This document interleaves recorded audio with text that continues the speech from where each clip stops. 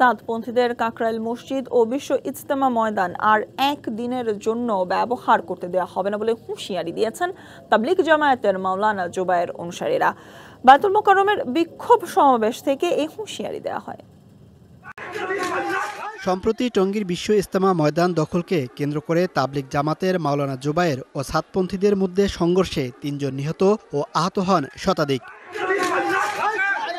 এরই প্রতিবাদে বাদ জুমা জাতীয় মসজিদ বায়তুল মোকাররম প্রাঙ্গণে ওলামা মাশায়েখ বাংলাদেশ ও তৌহিদি জনতার উদ্যোগে বিক্ষোভ হয়। দাবি ওঠে ইজতেমা মাঠে বারবার হামলাকারী সাতপন্থীদের কর্মকাণ্ড নিষিদ্ধের।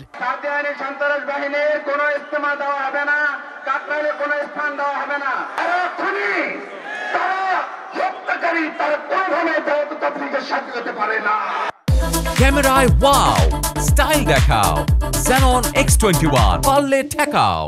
মুরব্বীরা হুঁশিয়ারি দিয়ে বলেন, এখন থেকে থাকবে কেবল এক তাবলিগ এবং এক ইজতেমা। তোমাদের আলেমদের পছন্দ হয় না, তোমাদের কাকরাইলের ফয়সালা পছন্দ না, আলাদা করে কাজ করো। এদেশে কাদিয়ানি কাজ করতেছে, এদেশে মাঝবান্ডারি কাজ করতেছে, আমরা তো তোমাদের বাধা দেই না, কিন্তু কাজ করবা কাদিয়ানি আর মাঝবান্ডারির মতো।